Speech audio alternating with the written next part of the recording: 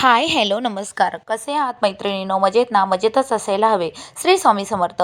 आज सुरुवात झाली. मुलांना नेऊन सोडलं. त्यानंतर मला डेअरीमध्ये जायचे होते दूध आणण्यासाठी. तेही आणले आणि आणल्यानंतर एका साईडला एका गॅसवरती दूध ठेवले तापायला, दुसरीकडे चहाही ठेवला आणि आज खूप सगळे कामं करायची होती. ती म्हणजे की कपडे होते पडलेले, ते कपडेही करायचे होते. पण त्या अगोदर म्हटलं बूस्टिंग आहे आपले ते म्हणजे चहा, ते करूया. मग चहा घेतल्याच्या नंतर कपड्यांच्या घड्या घालून घ्यायच्या होत्या, त्याही घालून घेतल्या आणि कसं असतं ना, हा पाऊस आहे म्हणून कपडे खूप पडलेले असतात.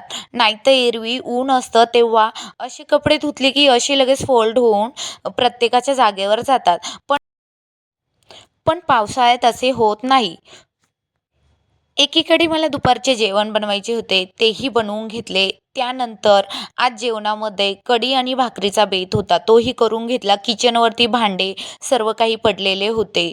सकाळच्या डब्यांचे प्लस चहाचे प्लस दुपारच्या जेवणाचे हेही पटकन भरभर भरभर करून घेतले. तोपर्यंत काय मैत्रिणींनो, मुलांना स्कूलमधून घरी आणण्याचा वेळही झाला होता.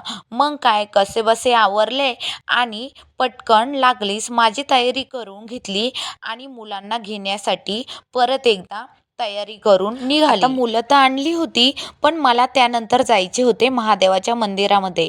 तिथे जाऊन मला लाह्या, दूध आणि फुटाणे वगैरे, बेलफूल हे सगळे वाहायचे होते. सो मला ते तिकडे जाण्यासाठी तयारी करायची होती आणि प्लस संध्याकाळी जायला जमणार नाही, तर महादेवाचं मंदिर आमच्यापासनं लांब आहे, तर तिथे जाऊन थोडीशी पूजा केली आणि त्यानंतर घरी येण्यासाठी मला उशीरच झाला होता. सो संध्याकाळच्या जेवणाची तयारीही करायची होती प्लस पूजाही होती.